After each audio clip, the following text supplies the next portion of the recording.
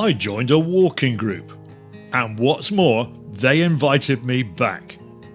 We've been walking the Wye Valley Way together, and it's been a complete blast. We had a plan, hatched by our leader Ruth Waycott, which was to complete the whole footpath of 138 official or Ruth miles in around a dozen or so stages. This stage, this walk, is the final one. Ruth, by the way, is author of the recent Cicerone guidebook, a watermelon supremo, but most of all and best of all, a fellow walker. And we're a collection of walkers drawn together by a great fondness for this part of the world. By walk's end at Chepstow, a half dozen or so of us will have earned the title of completer, and plenty other members of the group will have also done many stages, and others just doing one or two. But all told, an amazing 100 or so folk have shared in this joyous experience. We have walked from high up in mid-Wales, the remote, rounded green moorland of the Cambrians, down towards Herefordshire with its rich golden farmlands and red ripening apple orchards. Now we're in the russet and golden colours of autumn in the Wye Gorge, and we finished this adventure at the forbidding invaders' castle at Chepstow, the oldest Norman one in Wales. We passed over gritstones, dark shales and mudstones with their ancient fossils in, dolerites and basalts testifying to their fiery igneous origin, and the red sandstones and pudding stones of Herefordshire. But now, amongst the cliffs and the gorge, we're on the hard limestones at Walk's End. So, let's go! We started early doors on a misty, mellow morning, the beech trees around us turning a gentle amber and the oaks more bronze. We were high above our river, guided along by new friends, Phil, Helen and Alan from the Chepstow Walkers. And the woods were a joy to walk through. I've known them and this part of the Wye since school days, so a long time. I loved the woods then, still do, and I had my earliest brushes with maps, geology and muddy boots.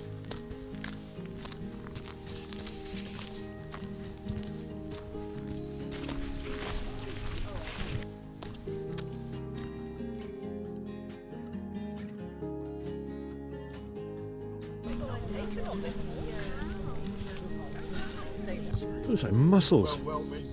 That's turkey tail. That's turkey. Yep.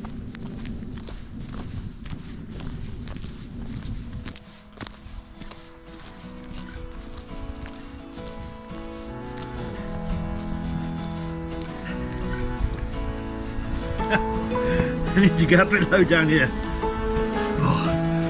Oh, done and through. Whoops. So that safely negotiated that second bit of tumble down tree, and less than 300 feet above sea level now, so we've dropped quite away from the start of the walk.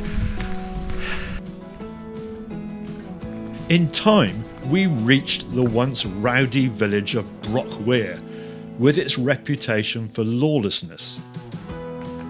We stood on the national border right slap bang in the middle of the road bridge over the Wye, and pondered on those far off times and the river folk in the long gone beer houses, skittle alleys and cockfighting pits.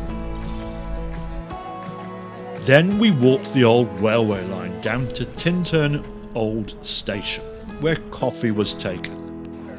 Ruth's Angels made their first appearance. Sarah, Bryony and Alex had made a plan on a previous walk.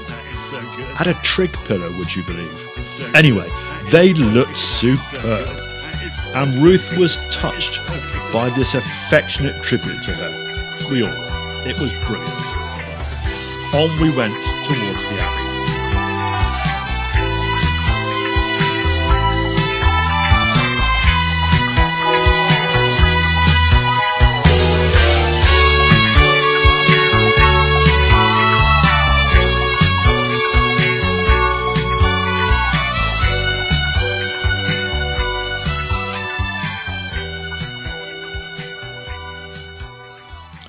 Okay, it's a romantic ruin to some, a tourist trap maybe for others. To me, I can never get away from places like this being a sign of invasion and oppression, however handsome they may look. I can't help but feel more admiration for the men and women who sweated in the Angiddy Valley nearby, where Wales's earliest ironworks and forges once rang with hammer and flame.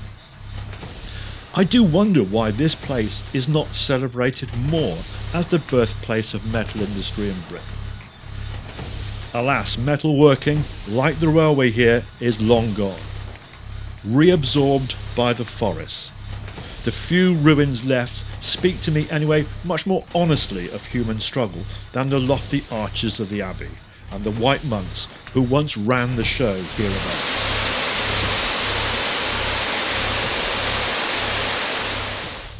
What a hauntingly beautiful spot. A church long since fallen out of use, but in the 18th century this is where the ironmasters and the men and women who worked in the metalworking forges, also in the corn mills round here, would have been buried and laid to rest.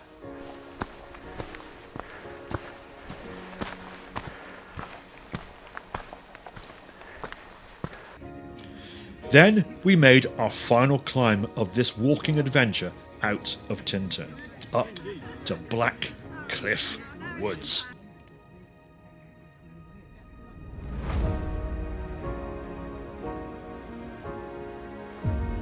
Up we go. Black Cliff Wood. That's a foreboding name if ever there was one.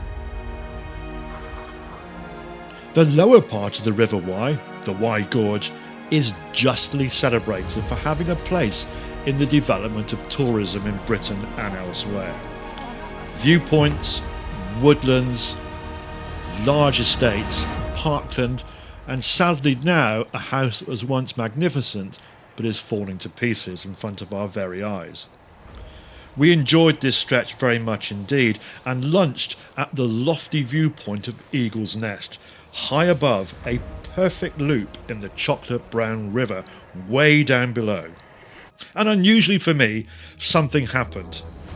I was lost for words because I was ceremoniously dubbed Sir Film-a-Lot in a little ceremony which I shall never forget, and given a memento which I shall cherish forever and remember the great times we spent together on walking the whole of the River Wye from its mountain source down to the sea. I just realised how ridiculous I now look. I've got a signpost sticking out my back. So our final miles southwards were upon us. We crossed the parkland, enjoyed the lowermost part of the gorge, and all of a sudden we popped out in the suburban fringes of Chepstow. Here of course stands the castle, yet another sign of our Norman oppression 1,000 years ago. It is grey and stern, perched haughtily up on a cliff, and it's where the official Wye Valley Way all too politely ends. But we celebrated magnificently, crossing the finish line in some style.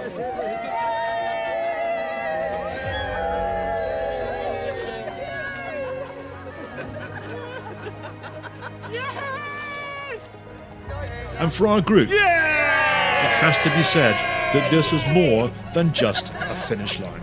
We're now a collection of walkers drawn together by Ruth Waycott's cheerful organising hand. Initially companions, now firm friends.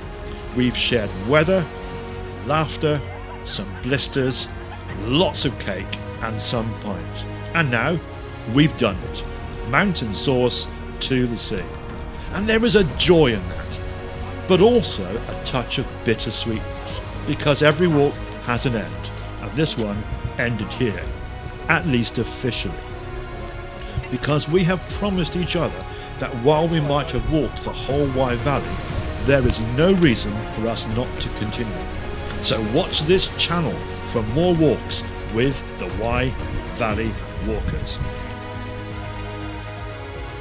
Thank you for joining us, and you can see the whole Source to Sea walk in the dozen or so videos I've made. They are all on my Ponytailed Pensioner YouTube channel, where there are also lots more of my walking films about Britain's fabulous footpaths. Like, comment and subscribe, and don't forget to follow me. I'm Steve, the Ponytailed Pensioner.